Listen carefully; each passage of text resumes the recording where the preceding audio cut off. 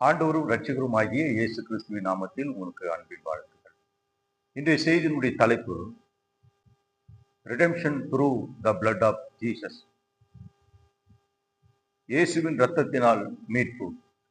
எபேசியருக்கு நிருபம் 1வது அதிகாரம் 7வது வசனம். அவருடைய கிருபையின் ஐஸ்வரியத்தின்படியே இவருடைய இரத்தத்தினாலே பாவ மன்னிப்பாகிய மீட்பு இவருக்குள் நமக்கு உண்டாயிருக்கிறது. In whom we have redemption through his blood, the forgiveness of sins, according to the riches of his grace. கொலோசியருக்கு நிருபம் 1வது அதிகாரம் 13-14வது வசனங்கள். இருளின் அதிகாரத்தினின்று நம்மை விடுதலையாக்கி தமது அன்பின் குமாரனுடைய ராஜ்யத்துக்கு உட்படுத்தினவருமாய் இருக்கிற பிதாவை ஸ்தோத்திரிக்கிறோம். குமாரனாகிய அவருக்குள் அவருடைய இரத்தத்தினாலே பாவ மன்னிப்பாகிய மீட்பு நமக்கு உண்டாயிருக்கிறது. He has delivered us from the domain of darkness and transferred us to the kingdom of his beloved Son, in whom we have redemption through his blood, the forgiveness of sins. நாம் ஒருவரை பார்க்கும்பொழுது நீங்கள் ரட்சிக்கப்பட்டீர்களா அப்படி கேள்வியை நாம் கேட்பது வழக்கம். இப்ப யாருக்கு ரட்சிப்பு? Who needs salvation? அடிமைப்பட்டு போனவர்களுக்கு, வீழ்ச்சி அடைந்தவர்களுக்கு, பாவத்திலே வாழ்கிறவர்களுக்கு விடுதலை அவசியம், ரட்சிப்பு அவசியம். ஆகவே எவைகளிலிருந்து மனிதனுக்கு ரட்சிப்பு தேவை, மீட்பு தேவை என்றால் பாவம், உலகம், பிசாசு. ஆகவே இப்படிப்பட்ட காரியங்களுக்கு அவன் அடிமைப்பட்டு போனான். தேவன் நம்மை விடுதலையாக்க விரும்புவது இருளின் அதிகாரத்தில் என்று இயேசு நம்மை விடுதலையாக்க விரும்புகிறார். எபேசியருக்கு நிருபம் 2வது அதிகாரம் 1 முதல் 3 வசனங்களை நாம் வாசிக்கும் பொழுது, அக்கிரமங்களினாலும் பாவங்களினாலும் மரித்தவர்களாய் இருந்த உங்களை உயிர்ப்பித்தார். அவைகளில் நீங்கள் முற்காலத்திலே இவ்வுலக வழக்கத்திற்கு ஏற்றபடியாகவும் கீழ்ப்படியாமின் பிள்ளைகளிடத்தில் இப்பொழுது கிரியை செய்கிற ஆகாயத்து பிரபு, அதிகார பிரபு ஆகிய ஆவிக்கேற்றபடியாகவும் நடந்து கொண்டீர்கள். அவர்களுக்குள்ளே நாம் எல்லாரும் ஒரு காலத்திலே நமது மாம்ச இச்சையின்படியே நடந்து நமது மாம்சமும் மனசும் விரும்புகிறவர்களையே செய்து சுபாவத்தினாலே மற்றவர்களைப் போல கோபாக்கனின் பிள்ளைகளாய் இருந்தோம். பாருங்கள், பரிசுத்த பவுல் சபைக்கு எழுதும்போது ரட்சிக்கப்படுவதற்கு முன்பு விசுவாசிகளுடைய நிலைமை என்ன என்பதை மிக அழகாக படம் பிடித்து காண்பிக்கிறார். அதாவது பிறப்பினால் பெற்றோரிடத்திலிருந்து வந்த சுபாவங்கள், இந்த சுபாவம் அதன்படி நாம் நடந்தோம். நாம் கீழ்ப்படியாமையின் பிள்ளைகளாக நாம் இருந்தோம். அதாவது இயேசுவை விட்டு பிரிந்தவர்களாக, அவருக்கு நாம் கீழ்ப்படியாதவர்களாக, நாம் நம்மை அறியாமலே நாம் சாத்தானுக்கு வேலை செய்கிறவர்களாக இருந்தோம். அதாவது அவனுடைய விருப்பத்தை நாம் செய்யக்கூடியவர்களாக இருந்தோம் என்று வசனம் சொல்கிறது. தேவனுடைய கோபத்துக்கு நாம் ஆளாயிருந்தோம். நாம் செய்த சின்ன சின்ன காரியங்கள் கூட கர்த்தருக்கு விரோதமான செயலாகவே அது இருந்தது. அவரை கோபமூட்டக்கூடியதாக இருந்தது. ஆகவே நாம் நியாயமாய் தண்டிக்கப்படக்கூடிய தகுதி உள்ளவர்களாக நாம் இருந்தோம் என்று வசனம் சொல்கிறது. எபேசியருக்கு இது நிருபம் 2ஆம் அதிகாரம் 4வது 5வது வசனத்தில் வாசிக்கிறோம். தேவனோ இரக்கத்தில் ஐஸ்வர்யம் உள்ளவராய் நம்மில் அன்பு கூர்ந்த தம்முடைய மிகுந்த அன்பினாலே அக்கிரமங்களில் மரித்தவர்களாய் இருந்த நம்மை கிறிஸ்துவுடனே கூட உயிர்ப்பித்தார். கிருபையினாலே ரட்சிக்கப்பட்டீர்கள். பாருங்கள், பாவிகளாகிய நாம் யாவரும் தேவனுடைய கோபத்துக்கு ஆளாய் இருந்தோம். அந்த தண்டனை பெறுவதற்கு தகுதி உள்ளவளாய் இருந்தோம். ஆனால் தேவனுடைய கிருபையும் தேவனுடைய இரக்கமும் இன்றைக்கு நம்மை கிருபையினாலே ரட்சித்திருக்கிறது. ஆகவே தேவனுடைய இரக்கம் ஒன்றுதான் நம்மை தப்புவிக்கவும் ரட்சிக்கவும் வல்லமை உள்ளதாக இருக்கிறது. ஆகவே நம்ம இதை தவிர வேறு வழி நம்முடைய ரட்சிப்புக்கு இல்லை என்பதை பார்க்கிறோம். சங்கீதம் 51:1 வாசிக்கிறோம், தேவனே உமது கிருபையின்படி எனக்கு இறங்கும், உமது மிகுந்த இரக்கங்களின்படி என் மீறுதல் நீங்க என்னை சுத்திகரியும் என்று தாவீது செய்த கொடுமையான பாவங்களுக்காக அவர் தேவனிடத்தில் கெஞ்சுகிறார். மன்னிக்கப்பட ஒரே ஒரு வழி தேவனுடைய கிருபை இரக்கத்தினால் மட்டும்தான் என்பதை தாவீது உணர்ந்தார்.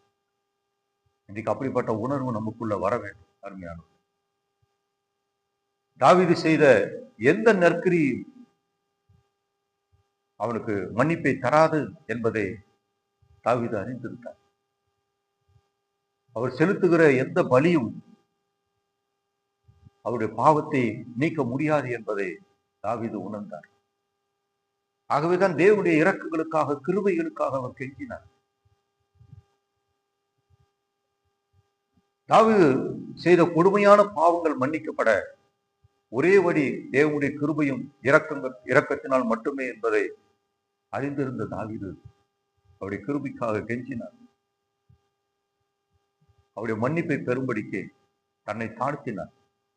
தன் பாவங்களை, குற்றங்களை அவர் இயேசுவின் சமூகத்தில் அவர் அறிக்கையிட்டார்.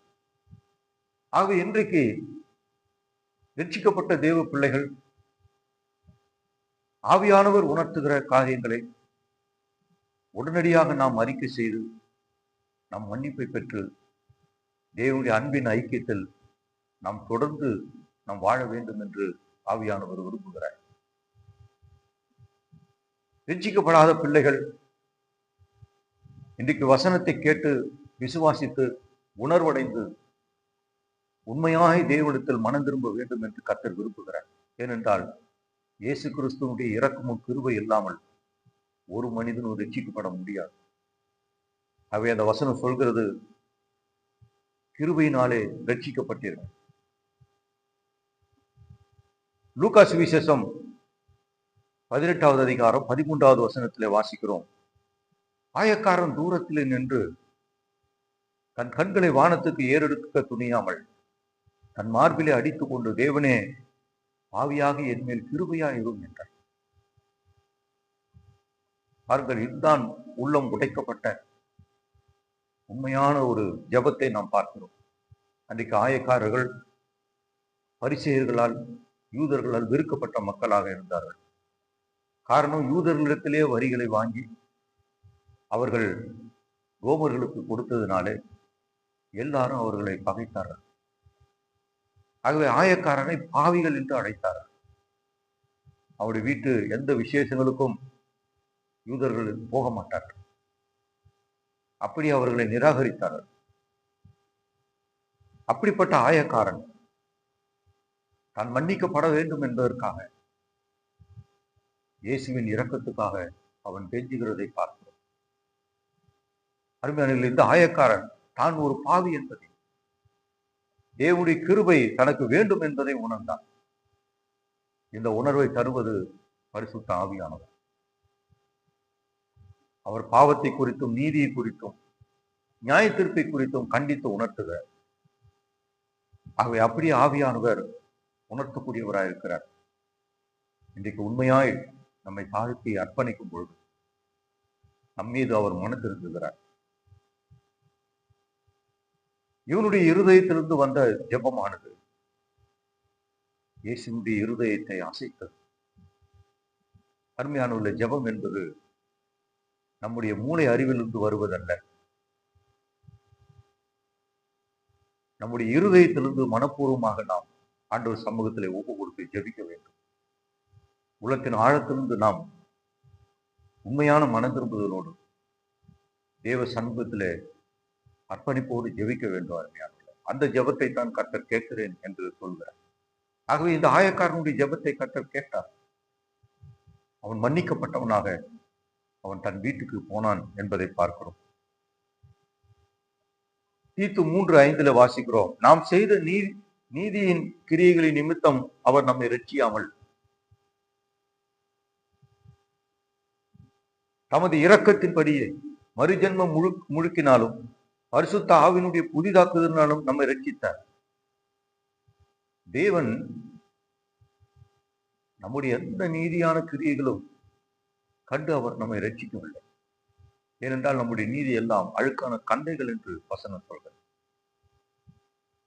அவர் தம்முடைய இரக்கத்தின்படி மறுஜென்மம் முழுக்கினாலும் பரிசுத்த ஆவியினாலும் அவருடைய புதிதாக்குதலினாலும் நம்மை ரட்சித்திருக்கிறார். எபேசியர் 2:9 வாசிக்கிறோம், ஒருவரும் பெருமை பாராட்டாதபடி இது கிரியைகளினால் உண்டானதல்ல. நம்முடைய நல்ல சுபாவங்களை கண்டு இயேசு நம்மை ரட்சிக்கவில்லை. நாம் செய்த அநேக நல்ல காரியங்களை கண்டு ஆண்டவர் நம்மை ரட்சிக்கவில்லை. அல்லது நாம் பெரிய ஐஸ்வர்யவான்களா இருப்பதனாலே இயேசு நம்மை ரட்சிக்கவில்லை. காரணம், ஒருவரும் அவருக்கு முன்பாக பெருமை பாராட்டாதபடி அவர் கிருபையினாலே நம்மளை ரட்சித்திருக்கிறார். ஆகவேதான் இது கிரியைகளினால் உண்டானது அல்ல. இயேசு நம்முடைய மீட்பர். ஜீசஸ் இஸ் அவர் சேவியர். ரோமர் 3:23-24 வாசிக்கிறோம், எல்லாரும் பாவம் செய்து தேவ மகிமையற்றவர்களாகி இலவசமாய் அவருடைய கிருபையினாலே கிறிஸ்து இயேசுவில் உள்ள மீட்பை கொண்டு நீதிமான்களாக்கப்படுகிறார். எல்லாரும் பாவம் செய்து, இந்த உலகத்தில் இருக்கிற பிறந்த அனைத்து மனிதனும் பாவிதான். ஆகவே அவருக்கு இரட்சகர் தேவை. பாவியான மனிதனுக்கு மீட்பர் தேவை என்பதை அறிந்த ஆண்டவராக இயேசுவானவர் அவரே மீட்பராக மனு உருவத்தில் இந்த உலகத்துக்கு இறங்கி வந்தார். இலவசமாக அவருடைய கிருபையினாலே கிறிஸ்து இயேசுவில் உள்ள மீட்பை கொண்டு நாம் நீதிமான்களாக்கப்படுவோம். ஆகவே இயேசு கிறிஸ்துவனுடைய கிருபையினால்தான் நமக்கு மீட்பு உண்டாகிறது. அருமையானது காரணம், அவர்தான் நம்முடைய பாவங்களுக்காக சிலுவையில மரித்தார். நம் அக்கிரமங்கள் எல்லாம் சுமந்து கொண்டு மரித்தார். நம் பாவத்துக்கான கிரயத்தை சிலுவையிலே அவர் இரத்தத்தை சிந்தி நமக்காக செலுத்தினார். அவர்தான் ரட்சிப்பை சம்பாதித்தார். அவரிடத்துலதான் ரட்சிப்பு உண்டு, வேற எங்கும் ரட்சிப்பு இல்லை. நாம் நினைக்கிறபடி நதியில மூழ்கினால் நம்மளுக்கு ரட்சிப்பு வந்து விடாது, நம் பாவம் போய்விடாது. கடலிலே நாம் மூழ்கினால் நம்முடைய பாவங்கள் போய்விடாது. புண்ணியங்கள் அன்னதானங்களை செய்வதனாலே நம்முடைய பாவங்கள் போய்விடாது. இயேசு ஒருவர் தான் நம்முடைய பாவங்களை மன்னிக்கிறவரா இருக்கிறார், நம்மை மீட்கிறவரா, ரட்சிக்கிறவரா. இயேசுவின் ரத்தம் மட்டுமே நம்முடைய சகல பாவங்களை கழுவி நம்மளை சுத்திகரித்து நீதிமான்களாக்குகிறது. ஆகவே நம்முடைய வாழ்க்கையை நாம் ஆண்டவருக்கு முழுவதுமாக தரும் பொழுது நம்மை ஆண்டவர் மன்னிக்கிறார், நம்மை ஏற்றுக்கொள்கிறார், அவருடைய பிள்ளையாக நம்மளை மாற்றுகிறார். பாருங்கள், இயேசு நம்மிடத்துல ஐஸ்வர்யத்தை கேட்கவில்லை. இயேசு நம்மிடத்துல மற்ற எந்த உலக பொருட்களையும் ஆண்டவர் கேட்கவில்லை. மகனே, உன் இதயத்தை எனக்கு தா என்று கேட்கிறார். ஆகவே நம்முடைய இருதயத்தை ஆண்டவருக்கு நாம் தர வேண்டும். அருமையான பிசாசு அநேகருடைய இருதயத்தை அவன் நயவஞ்சகமாக கொள்ளையடிக்கிறவனாக இருக்கிறான். பல விதங்களிலே அவன் வந்து மனிதனுடைய இருதயத்தை ஆக்கிரமிக்கிறான்.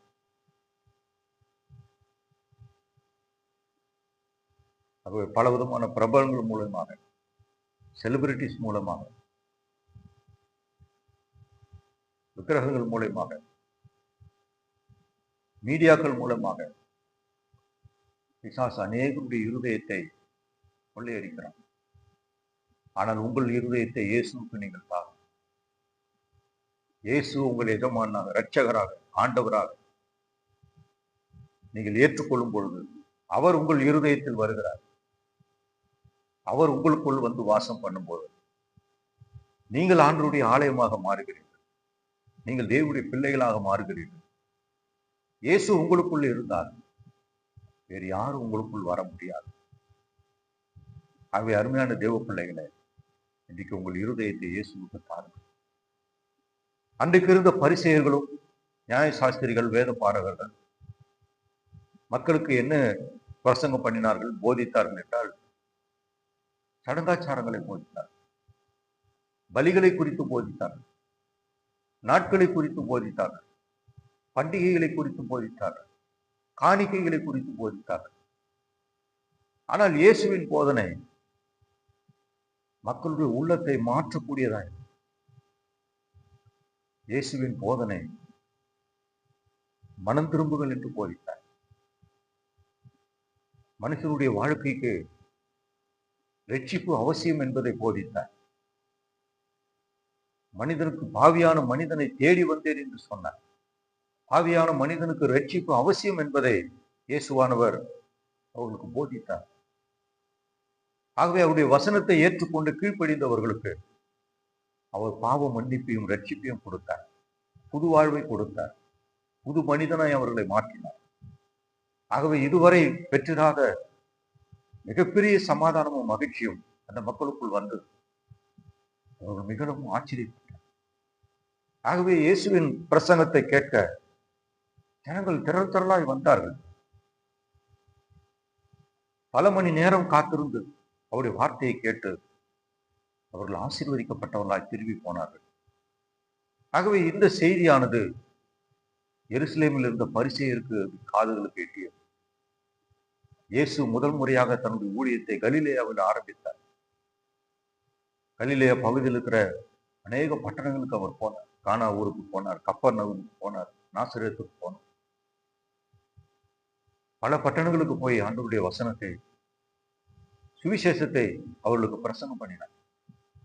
அவர் மூலமாக அற்புதங்கள், இயேசு மக்களுக்கு வியாதிகளிலிருந்து விடுதலை கொடுத்தார், பிசாசுகளை துரத்தினார், வசனத்தை போதித்தார். இதை கேள்விப்பட்ட பரிசேயர்கள் உடனடியாக இயேசுவை அவருடைய போதனை குறித்து சோதிக்க வேண்டும் என்பதற்காக அங்கிருந்து ஒரு குழு, எருசலேமிலிருந்து ஒரு குழு அங்கே கப்பர்நகூமுக்கு வந்தது. பாருங்கள், இயேசு ஒரு வீட்டில் கூடியிருந்த மக்களுக்கு அவர் போதித்துக் கொண்டிருந்தார். லூக்கா சுவிசேஷம் 5ஆம் அதிகாரம் 17 முதல் 26 வசனங்கள் வரைக்கும் நாம் வாசிக்கும் பொழுது, ஒரு கூட்ட மக்கள் ஒரு வீட்டில் திரட்டு விட்டாங்க. வாசற்படியெல்லாம் ஜனங்கள், உள்ளே நுழைய முடியாதபடிக்கு கூட்டம். ஆண்டவராக இயேசுவானவர் அங்கு பிரசங்கம் பண்ணி கொண்டிருந்தார். அந்த நேரத்தில் அந்த பரிசேயர்களும் அந்த வேத பாரகர்களும் அந்த கூட்டத்திற்கு வந்திருந்தார். அந்த வீட்டிலே கூடியிருந்த மக்களிலே அவர்களும் இருந்தார்கள். அந்த நேரத்திலே திமிர்வாதக்காரனை 4 நண்பர்கள் சேர்ந்து அவனை இயேசுவிடத்துல கொண்டு வந்தார்கள். பாருங்கள், ஊழியம் என்பது அவ்வளவு எளிதான ஒன்று அல்ல. ஒவ்வொருவரும் நாம் ஊழியம் செய்ய வேண்டும். இந்த 4 நண்பர்கள் போல நாம் மற்றவர்களுக்கு ஊழியம் செய்ய வேண்டும். பாவம் அநேகருடைய வாழ்க்கையை செயலிழக்க செய்திருக்கிறது. இந்த திமிர்வாதக்காரன், அதாவது பேரலைஸ்ட் மேன், அவன் செயலிழந்தவனாக கட்டில் கிடையாக கிடக்கிறான். அவனால் தானாக எழுந்து எந்த வேலையும் செய்ய முடியாது. அவனால் தானாக எழுந்து இயேசுவிடத்தில் வர முடியாது. அப்படி வர முடியாத மக்களை நாம் தாம் இயேசுவிடம் கொண்டு வர வேண்டும். ஆகவே இயேசு நமக்கு ஒரு ஊழியத்தை வைத்திருக்கிறார், ஜனங்களை அவரிடத்துல கொண்டு வருகிற ஊழியம். இந்த 4 பேரும் சுகவீனமா இருக்கிற அந்த திமிர்வாதக்காரனை எப்படியாகிலும் இயேசுவிடத்துல கொண்டு வந்து அவனுக்கு சுகத்தை வாங்கி தர வேண்டும் என்று மிகவும் வாங்கித்தார். அவன் மீது அன்பு காண்பித்தார். ஊழியத்துக்கு மிக அடிப்படையானது அன்பு. தெய்வீக அன்பு ஒரு மனிதனை நிரப்பினால் மட்டுமே அவர்கள் மற்றவர்களுக்கு ஊழியம் செய்ய முடியும். அருமையான ஆண்டவரால் இந்த மனிதனுக்கு சுகத்தை தர முடியும் என்று அந்த 4 பேரும் விசுவாசித்தார். ஆகவே இந்த நல்ல சமயத்தை நாம் பயன்படுத்திக் கொள்ள வேண்டும் என்று முயற்சி எடுத்தார்கள். உங்களுக்கும் ஆண்டவர் தருகிற சந்தர்ப்ப வாய்ப்புகளை நீங்கள் நழுவு விடாதீர்கள். உங்களால் முடித்தவரை ஜனங்களை இயேசுவிடத்தில் கொண்டு வாருங்கள். அருமையானவர்கள், ஆகவே முயற்சி எடுத்தார்கள். அவர்கள் வாசல் அண்டே வந்தபோது உள்ளே நுழைய அவர்களுக்கு வழி இல்லை. உடனடியாக அவர்கள் கூரையின் மேல் ஏறி தட்டோடுகளை பிரித்து படுக்கையோடு அவனை இயேசுவுக்கு முன்பாக இறக்கினார். பாருங்கள், இயேசு இந்த சந்தர்ப்பத்தை பயன்படுத்தி வந்திருந்த அந்த பரிசேயர்களுக்கும் அங்கு கூடியிருந்த மக்களுக்கும் பாவத்தை குறித்தும் பாவ மன்னிப்பை குறித்தும் அவளுக்கு உபதேசித்தார்.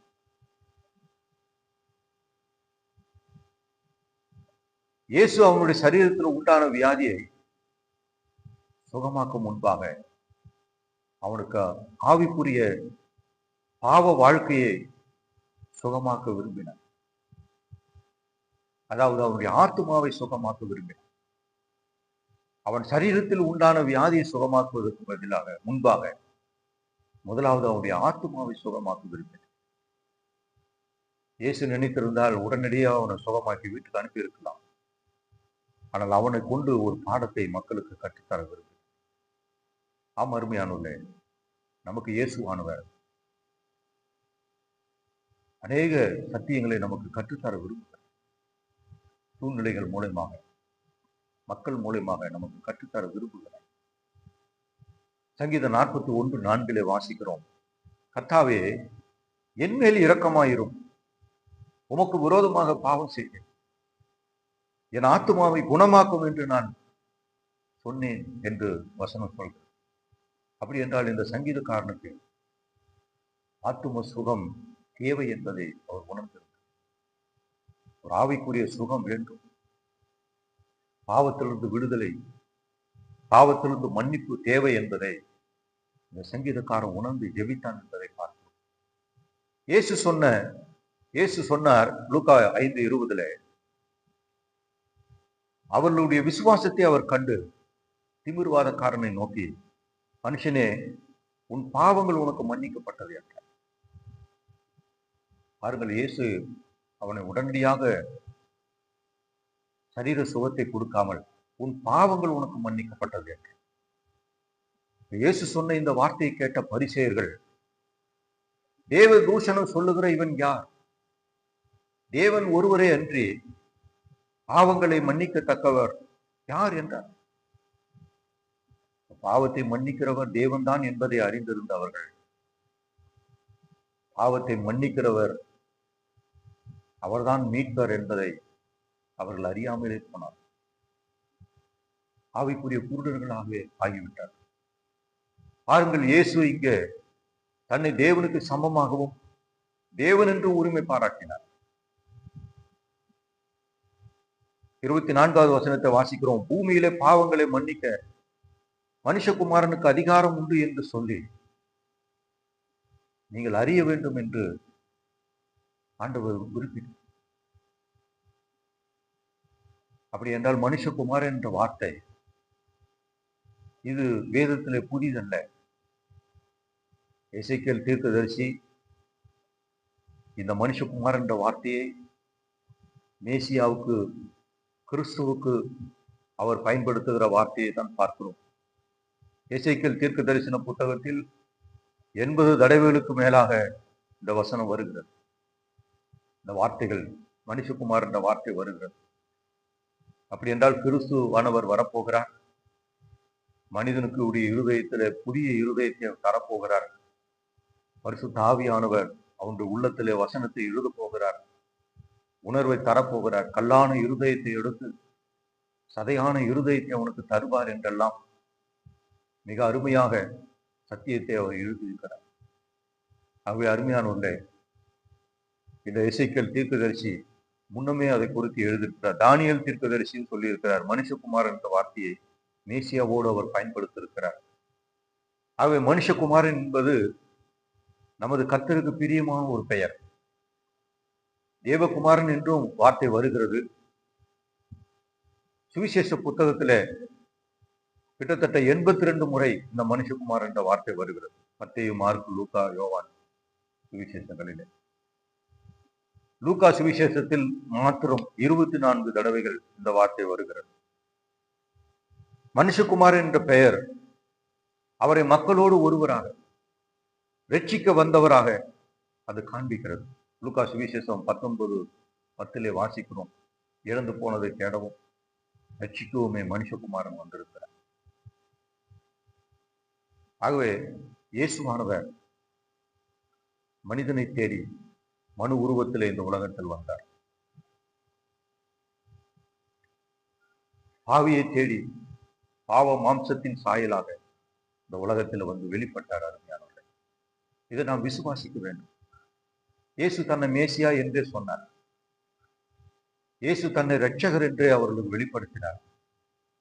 ஆனால் வேதத்தை அறிந்த பரிசேயருடைய கண்கள் ஆவிக்குரிய குருட்டு தன்மை இருந்ததனால் அவர்கள் எதிர்க்கிறவர்களா இருந்து, நீ ஒரு மனுஷனா இருக்க நீ எப்படி சொல்லலாம் என்று சொல்லி எதிர்த்தார்கள். 24வது வசனம் சொல்கிறது, திமிர்வாதக்காரனை நோக்கி, நீ எழுந்து உன் படுக்கையை எடுத்துக்கொண்டு உன் வீட்டுக்கு போய் என்று உனக்கு சொல்லுகிறேன் என்றார். மிக அருமையான ஒரு வார்த்தை பாரு. உன் படுக்கை எடுத்துக்கொண்டு நட என்று சொன்ன ஆவிக்குரிய சுகமும் சரீர சுகத்தையும் கர்த்தர் அவனுக்கு கொடுத்தார். 25வது வசனம் சொல்கிறது, உடனே அவன் அவர்களுக்கு முன்பாக எழுந்து தன் படுக்கை எடுத்துக்கொண்டு தேவனை மகிமைப்படுத்தி தன் வீட்டுக்கு போனான். இயேசு சொன்ன வார்த்தையில் ஜீவன் உண்டு. அந்த ஜீவன் செயலிழந்து கிடக்கிற உடைய நரம்புகள், எலும்புகள், சதைகளிலே அந்த ஜீவன் வெளிப்பட்டு அவனை உயிர்ப்பித்து அவனை நடக்கும்படி செய்து செயல்பட செய்தது. அருமையான உள்ள தேவன் தம்முடைய வசனத்தை அனுப்பி அவர்களை குணமாக்குகிறார் என்ற வாக்குத்தத்தம் நமக்கு உண்டு. இயேசுவானுடைய வாயிலிருந்து புறப்பட்ட வார்த்தை அந்த மனிதனுக்கு சர்வ சுகம் உண்டானது. வரும்பொழுது 4 பேர் அவனை தூக்கி கொண்டு வந்தார். ஆனால் இப்பொழுது அவனே எழுந்து தன் படுக்கையை எடுத்துக்கொண்டு எல்லாருக்கும் முன்பாக நடக்கும். பாருங்கள், இதுதான் இயேசு செய்கிற ஒரு அற்புதமான செயல். ஆகவே அருமையானவர்களே, இன்றைக்கு அநேகர் சரீர சுகத்துக்காக மட்டும் இயேசுவிடத்துல வருகிற மக்கள் உண்டு. ஆண்டவர் கொடுத்ததான அந்த சரீர சுகத்தை தான் சாட்சியாக அநேகர் சொல்லுகிறார்கள். ஆனால் அவர்களுக்கு கிடைத்ததான ரட்சிப்பை குறித்து, ஆவிக்குரிய சுகத்தை கொடுத்து அதை குறித்து மக்கள் பேச வேண்டும். நம்முடைய உள்ளான வாழ்க்கையிலே தான் இயேசு மாற்றத்தை தருகிறார். அதை தான் நாம் அதிகமா முக்கியப்படுத்தி பேச வேண்டும். சரீர சுகம் என்பது ஆண்டவர் நமக்கு தருகிற ஒரு ஆசீர்வாதம். அவர் செய்கிறதான் அற்புதம். இவைகளையும் நாம் சாட்சியாக சொல்ல வேண்டும். ஆனால் அதற்கு முன்பாக நம்முடைய உள்ளான வாழ்க்கையில் கர்த்தர் தந்த மாற்றத்தை தான் நாம் அநேகருக்கு சாட்சியாக சொல்ல வேண்டும். அருமையானவர்கள், இப்படி ரட்சிக்கப்பட்டவர்கள் தான் ஆண்டவருடைய பிள்ளைகள். அவர்கள்தான் தேவனுடைய ராஜ்யத்தின் பிள்ளை. வெறும் சரீர சுகத்தை மட்டும் பெற்றவர்கள் அவர்கள் நீண்ட நாளைக்கு அவர்கள் கிறிஸ்தவர்களாக இருக்க முடியாது. ஏனென்றால் உள்ளான வாழ்க்கையில மாற்றம் ஏற்படாமல் வெறும் சரீர சுகத்தை மட்டும் வைத்துக் கொண்டு ஒரு மனிதன் ரட்சிக்கப்படாமல் இருப்பானால் அது ஒரு வெறுமையான வாழ்க்கை. இங்க பார்க்கிறோம், உடனடியாக சுகம் அடைந்தான். அவனுக்குள் நடந்த ஆவிக்குரிய சுகத்தினுடைய வெளிப்படையான ஒரு அடையாளம் தான் இந்த சரீர சுகம் அவனுக்கு கிடைத்தது. ஆகவே அருமையானவர்களே, 3 யோவான்ல நாம் வாசிக்கிறோம் 2வது வசனத்துல, பிரியமானவனே, உன் ஆத்துமா வாழ்வது போல் நீ எல்லாவற்றிலும் வாழ்ந்து சுகமாயிரு என்று ஆண்டவருடைய வசனம் சொல்றார். அப்படி என்றால் உள்ளான வாழ்க்கையில நமக்கு சுகம் உண்டானால் சரீரத்திலும் நமக்கு ஆரோக்கியம், சுகம் உண்டாகும் என்று ஆண்டவருடைய வசனம் சொல்கிறது. ஆகவே மற்ற எல்லாவற்றையும் விட ஒரு மனிதனுக்கு இயேசு தருகிற ரட்சிப்பு தான் முக்கியம், அவசியம் என்பதை நாம் உணர வேண்டும். அவனுக்கு உண்டான சுகம் அதை கண்ட மக்கள் தேவனை மகிமைப்படுத்தினார்கள். அப்படி என்றால் இயேசுதான் அவனுக்கு சுகத்தை கொடுத்தார் என்பதை ஜனங்கள் அறிந்த போது தேவனை மகிமைப்படுத்தினார்.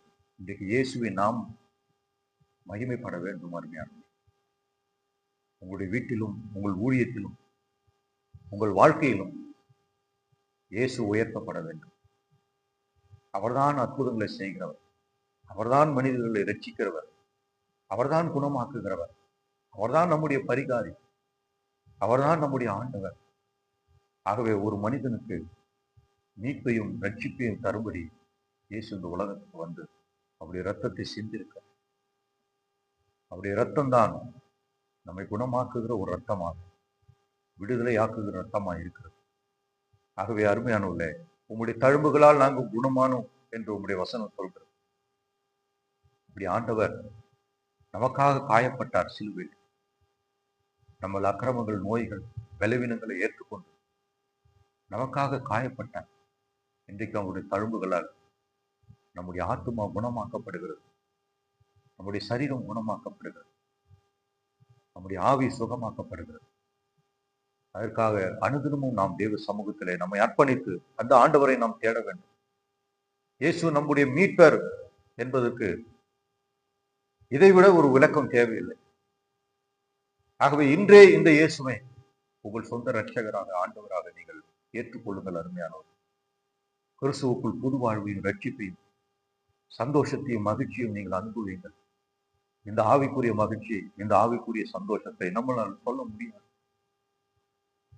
சூழ்நிலைகள் இதை தர முடியாது, உலக பொருட்கள் இதை தர முடியாது. இயேசு மட்டுமே இந்த சந்தோஷத்தை அவர் தர முடியும். அருமையானவர்களே, ஆகவே இன்றைக்கு ஒப்புக் கொடுங்கள். உங்கள் வாழ்க்கை ஆசீர்வாதமாக மாறும். ஜெபம் பண்ணுங்கள். பரலோக பிதாவை, பரிசு தகப்பனே, இந்த நாளில் உங்களுடைய வசனத்தை கேட்டு உங்களுடைய பிள்ளைகளை ஆசீர்வதிங்கப்பா. நீதான் எங்களுடைய மீட்பர், இயேசுவே நீர் எங்கள் மீட்பர் என்று யாரெல்லாம் இன்றைக்கு விசுவாசித்து உம்மை நோக்கி கூப்பிடுகிறார்களோ, இன்றைக்கு அவர்களுக்கு இறங்கும். ஆண்டவரே, நீர் அவருடைய ஆத்மாவை குணமாக்கும், அவருடைய சரீரத்தை குணமாக்கும், அவருடைய ஆவியை குணமாக்கும், ஆவிக்குரிய ஒரு சுகத்தை தாரும்.